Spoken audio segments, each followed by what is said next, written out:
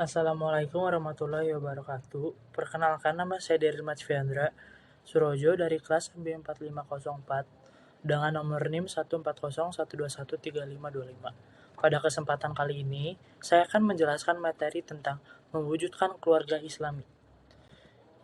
Yang pertama adalah pengertian pernikahan. Pernikahan atau nikah artinya adalah terkumpul dan menyatu. Menurut istilah lain juga dapat berarti ijab kabul atau yang biasa disebut dengan akad nikah, yang mengharuskan perhubungan antara sepasang manusia yang diucapkan oleh kata-kata yang ditujukan untuk melanjutkan ke pernikahan sesuai peraturan yang diwajibkan oleh Islam. Lalu ada tujuan berkeluarga. Tujuan utama pernikahan dalam Islam ialah menjauhkan dari perbuatan maksiat. Sebagai seorang muslim, kita memiliki panutan dalam menjalankan kehidupan sehari-hari.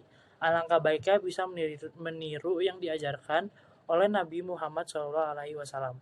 Salah satunya menjalankan pernikahan dengan niat yang baik. Lalu ada hukum nikah yang terbagi menjadi 4. Yang pertama, hukum nikah wajib. Artinya ingin menikah, mampu menikahi dalam hal kesiapan jasmani, rohani, maupun mental, dan ia khawatir apabila ia tidak segera menikah, ia khawatir akan berbuat zina. Lalu ada hukum nikah sunnah. Artinya mampu menikah dalam hal kesiapan jasmani, rohani, mental, maupun material, dan mampu menahan perbuatan zina walaupun tidak segera menikah. Lalu ada hukum nikah makruh, belum mampu dalam salah satu hal jasmani, rohani, mental, maupun material dalam menafkahi keluarganya kelak. Lalu juga ada hukum nikah haram. Artinya bermaksud untuk menyakiti salah satu pihak dalam pernikahan tersebut, baik menyakiti jasmani, rohani, maupun menyakiti secara material. Nah, untuk melanjutkan pernikahan ada syarat-syarat pernikahan. Yang pertama, calon mempelai pria dan wanita sama-sama beragama Islam. Bukan laki-laki mahram calon istri. Yang ketiga, mengetahui wali akad nikah. Yang keempat, tidak sedang melaksanakan ibadah haji. Dan yang terakhir, menikah dilakukan bukan karena paksaan. Hikmah dari menikah adalah cara yang halal dan suci untuk menyalurkan nafsu syahwat melalui ini selain lewat perzinahan, pelacuran, dan lain sebagainya yang dibenci Allah dan amat merugikan.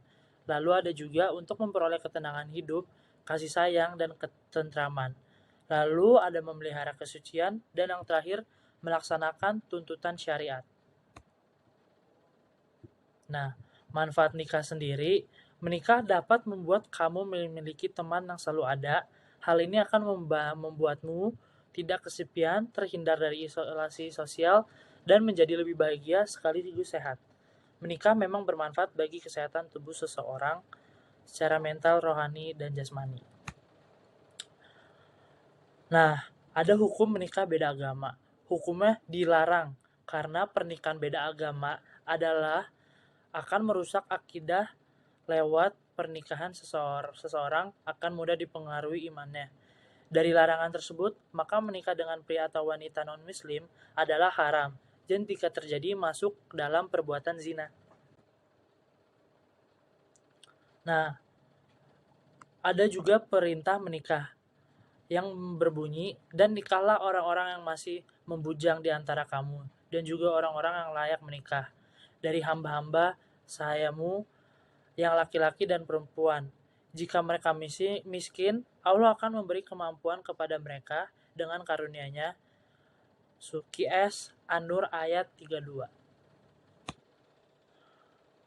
Mungkin sekian dari saya. Maaf jika ada salah-salah kata. Terima kasih.